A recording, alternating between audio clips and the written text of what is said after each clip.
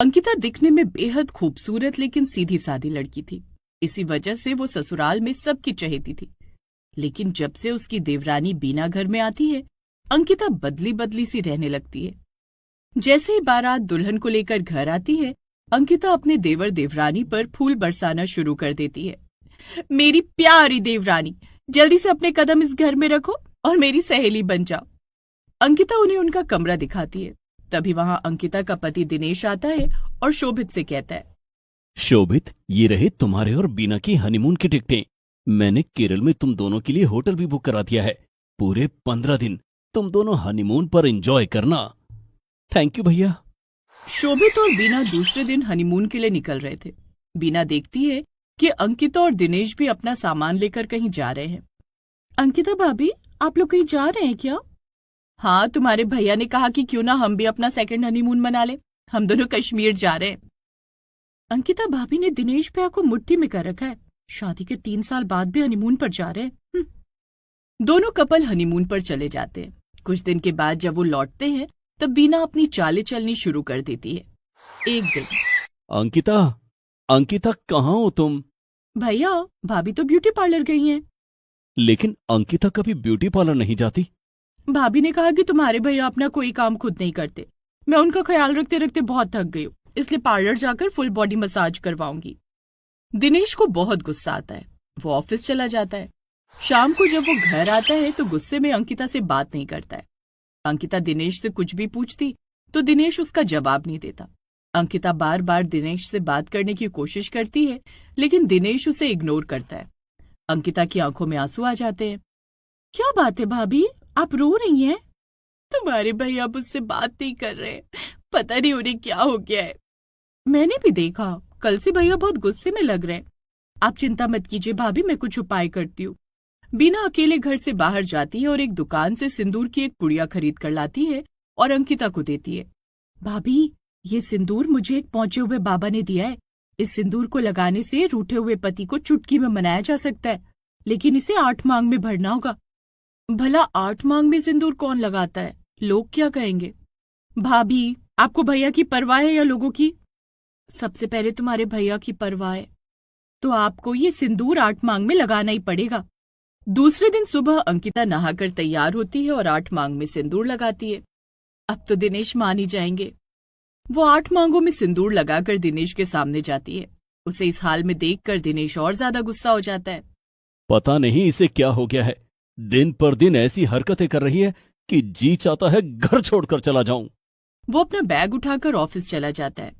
बीना, मेरे 8 मांग में सिंदूर भरने का तुम्हारे भैया पर कोई असर नहीं हुआ। असर होगा भाभी, आप थोड़ा सा इंतजार तो करो। आप 8 मांग में सिंदूर भरना मत छोड़ना, लेकिन इस बारे में किसी को कुछ नहीं बताना, नहीं तो सिंदूर का असर खत्म हो जाएगा। हाँ ठीक है बीना। अंकिता अब 8 मांगों में सिंदूर भरकर रहने लगती है। उसके इस रूप ने सबको हैरान कर दिया था। अंकिता बहू, ये तुझे क्या हो गया है? तूने अपनी अच्छी भली सूरत क्यों बिगाड़ ली? माँ जी, मैंने सुना है कि 8 मांग में सिंदूर भरने वाली महिला का पति 7 जन्मों तक उसका साथ देता है। ये तुझे किसने बताया? माँ जी, मैं छत पर कपड़े सुखाने जा रही हूँ। अंकिता लक्ष्मी की बातों को टालकर घर के काम करने लगती है। शाम को जब दिनेश ऑफिस से घर आता है, तब अंकिता अपनी 8 मांगों में गहरा सिंदूर भर लेती है और चाय लेकर उसके पास जाती है। अंकिता ने साड़ी भी लाल रंग की पहनी थी। दिनेश लैपटॉप पर काम कर रहा था। जैसे ही अंकिता उसके सामने चाय रखती है, दिनेश की नजर उस पर पड़ती है और वो बेहद बुरी तरह से डर जाता है। उसके मुंह से चीख निकल जाती है और लैपटॉप हाथ से छूटकर जमीन पर गिर जाता है। क्यों भूतनी बनकर मेरे पीछे पड़ी हो? क्या मैं आपको भूतनी लगती हूँ? खुद को आईने में देखा है? मेरी नजरों के सामने से हट जाओ। दिनेश अपना लैपटॉप उठाकर वहां से चला जाता है। अंकिता फूट फूट कर रोने लगती है। भाभी, आप रो क्यों रही हैं? कभी तुम्हारे भैया मेरी खूबसूरती की तारीफ करते नहीं थकते थे, और आज उन्होंने मुझे भूतनी कहा। ओहो, भैया ने आपको प्यार से भूतनी कहा है भाभी? नहीं बीना, उन्होंने आज से पहले मुझे कभी भूतनी नहीं कहा। वो बहुत गुस्से में थे। मुझे तो लगता है कि 8 मांग में सिंदूर लगाने से तुम्हारे भैया और ज्यादा नाराज हो गए हैं। भाभी, 8 मांगों में सिंदूर का जादू थोड़ा देर से चलेगा, लेकिन जब चलेगा तब भैया पहले की तरह आपकी मुट्ठी में होंगे। बाबा जी के सिंदूर में बहुत शक्ति है। अंकिता को डोज देकर बीना मन ही मन सोचती है, अंकिता भाभी, अब आपको भैया तो क्या घर का कोई सदस्य पसंद नहीं करता। मैंने सबकी नजरों में आपको गवार साबित कर दिया है। आप गवार हो गवार, मेरी इतनी सी चाल भी नहीं समझ सकी। सीधी साधी अंकिता रोज अपनी 8-8 मांगों में सिंदूर भरती और दिनेश उससे उतना ही दूर होता जा रहा था। एक बार की बात है, रविवार का दिन था, सभी लोग घर पर थे। तभी घर की डोरबेल बजती है। दिनेश ने दरवाजा खोला तो सामने उसके बॉस अपनी पत्नी के साथ खड़े थे। सर आप? मैं और मेरी पत्नी इधर से गुजर रहे थे, सोचा तुमसे और अंकिता से मिलते चले। आपने बहुत अच्छा किया सर, बैठी ना, मैं आप लोगों के लिए चाय लेकर आता हूँ। दिनेश, हमें अंकिता से तो मिलवाओ। अंकिता रसोई में थी और उसने मेहमानों को आते हुए देख लिया था। वो बाहर आने ही वाली थी कि उसके कानों में दिनेश की आवाज पड़ती है। सर दरअसल बात यह है, अंकिता आज सुबह से ही अपने मायके गई है, अगले रविवार को आएगी। दिनेश की बात सुनकर अंकिता की आंखें डबडबा जाती हैं। वो रसोई से बाहर आने की हिम्मत ही नहीं कर पाती है। कभी दिनेश अपने बॉस और दोस्तों से मुझे खुद मिलवाते थे और आज उन्होंने झूठ बोल दिया। ये सब मेरे साथ ही क्यों हो रहा है? अंकिता ने मेहमानों के लिए चाय बना ली थी। तभी वहां बीना आती है और चाय की ट्रे लेकर मेहमानों के पास जाती है। दिनेश बीना से सबका परिचय करवाता है। सभी साथ बैठकर बातें करते हैं और चाय पीते हैं। मेहमानों के जाने के बाद, दिनेश, आज आपने मेहमानों से झूठ क्यों बोला? मैं तो घर पर ही थी। तुम क्या चाहती हो कि मेरी नौकरी चली जाए? जिसकी बीवी पागलों की तरह 8-8 मांग में सिंदूर लगाती हो, उसे मैं किसी के सामने कैसे ले जाऊं? अंकिता उसी समय बाथरूम में जाकर अपने बाल धोने ही वाली थी कि वहां बीना आ जाती है। क्या कर रही हो भाभी? आप तो सारी किए कराए पर पानी फेरने जा रही हो। बीना, 8 मांगों में सिंदूर ही सारी मुसीबतों की जड़ है। आप भूल रही हो भाभी कि भैया आपसे नाराज थे, उसके बाद मैंने आपको ये पवित्र सिंदूर ला कर दिया है। अगर आपने 8 मांगों में सिंदूर लगाना छोड़ दिया तो कहीं ऐसा ना हो कि भैया भी आपको छोड़ दे और किसी और से शादी कर ले। बीना की बातें अंकिता की आंखों के सामने किसी चित्र की तरह घूमने लगती हैं। वो खुली आंखों से सपना देखती है कि दिनेश किसी दूसरी महिला से शादी कर रहा है। नहीं, मैं ऐसा नहीं होने दूंगी। दिनेश की जिंदगी में दूसरी महिला नहीं आने दूंगी।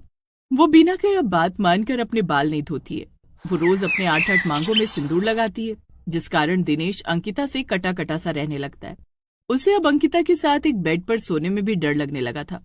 नौबत यहाँ तक आ गई कि एक रात वो अपनी चादर लेकर बाहर सोफे पर सोने चला जाता है। सारी रात एक चुड़ैल के साथ सोने से अच्छा है कि मैं बाहर सोफे पर सो जाऊं। दिनेश के पीछे पीछे अंकिता भी वहां आ जाती है।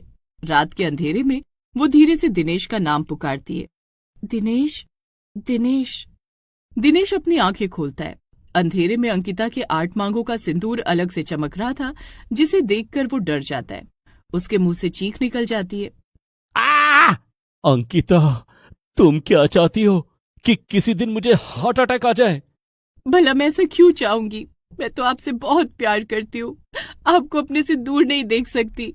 अगर तुम मुझसे बहुत प्यार करती हो तो ये 8-8 मांगों में सिंदूर लगाकर मुझे क्यों डरा रही हो?